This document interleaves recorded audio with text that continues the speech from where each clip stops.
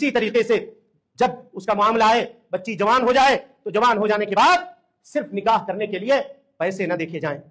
खुश अखलाक बच्ची है, मुवहिदा है, दीनदार, देखा और ब्याह दिया किसी बद अखलाक से, ब्याह दिया किसी शराबी से, ब्याह दिया किसी ऐसे आदमी से जो जुआ खेलने वाला पियक्कर था। अब वो दिनों रात उसको मारता है, उसको सजाओं से दो चार करता है। मेरे भाइयों, किसी बाप को अगर दुनिया में मुसीबत की कोई घड़ी गुजरती है उसके दिल में, तो वो घड़ी होती है जब वो अपनी बच्ची की अपने दहलीज से उसको रुखसत करता है। ये उसके जिंदगी का सबसे बड़ा गम होता है। वो मुस्कुरा रहा होता है जरूर, लेकिन दिल के अंदर जो पत्थर रखता है वो एक बाप ही जानता है, एक माँ ही जानती है। लेकिन ये गम वक्ती होता है, भूल जाता है। बाद में बेटी की खुशी, उसकी मुस्कुराहटें इसके जख्म के ऊपर फाहा रख देती हैं और ये फिर सुकून हो जाता है, इसको इत्मीनान मिल जाता है। लेकिन अगर उस बच्ची की आंखों में आंसू आ गए, उसके मामलात उसके तकदीर से अगर बुरे हो गए, तो फिर बाप की जिंदगी अजीरन बन जाती है, बाप की जिंदगी अजीरन बन जाती है। यही वो आजमाइश है जिसका जिक्र अल्लाह के नबी सल्लल्लाहु अलैहि वसल्लम ने किया था और कहा था कि इस आजमाइश पे सब्र करना, इस आजमाइश पे सब्र करना और अपनी बच्ची को अकेले मत छोड़ना, उसको दुनिया के हवाले मत कर देना, उसको सहारा देना कि अगर बच्ची को जरा सा भी सपोर्ट मिल जाए उसके भाइयों का, जरा सा भी सपोर्ट मिल जाए उसके मैके का, तो वो लाख जुल्म सहे, बर्दाश्त करे, वो जिंदगी निभा लेगी, जिंदगी जी लेगी। लेकिन हम समझते हैं कि अब तुम्हारा मामला, तुम्हारा अब इस घर में कुछ भी नहीं है, तुम सब लेकर चली गई, अब ये हमारा घर है।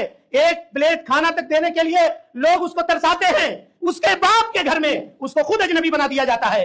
और वो खवातीन जो दूसरे घरों से आई हुई होती हैं, वो उसके बाप के घर में इस तरह काबिज होती हैं और इस तरह होती है कि वो बच्ची खुद अजनबी हो जाती है, जहां उसने जन्म लिया है, जहां वो पली है, जहां वो बड़ी है, जहां के दरो दीवार में उसकी आवाज पे बसता है, तुमने उसी घर में उसको अजनबी कर दिया महज इस वजह से कि उसका निकाह हो गया है। ये कैसा जुल्म है, ये कौन सा माशरा है जिसके अंदर हम और आप जी रहे हैं। कहते बेटी दूर ही सही, करीब मत ब्याह हो कि बार बार आएगी क्यों, उसको दूर ब्याह दो कि नजर से दूर हो जाए। मेरे भाइयों, ये इस्लामी तालीमात नहीं है, ये जाहिलियत के रस्म रिवाज है, ये जाहिलाना तालीमात है। इन तालीमात से तौबा कीजिए, अपने दिलों को साफ कीजिए, बेटियों को बोझ मत समझिए, बोझ मत समझिए।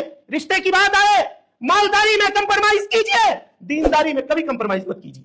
बापों को हमने ये कहते हुए सुना है कि चलो अगर दीनदार नहीं है तो क्या हुआ, माल तो है ना, कल न परसों नमाज पढ़ लेगा, कल न परसों रोजा रख लेगा, हमारी बच्ची जाके उसको सीधा कर देगी, ये उसको जाकर के समझा देगी। अरे ये क्या समझाएगी, इसी को वो समझा ले जाएगा। वरना आज मैं कितने लोगों को जानता हूं, मुवहिद घरों के बच्चियां हैं, आज मजारों पे दिए जला रही हैं। कौन इसका जवाब देगा, इसका जवाब कौन देगा।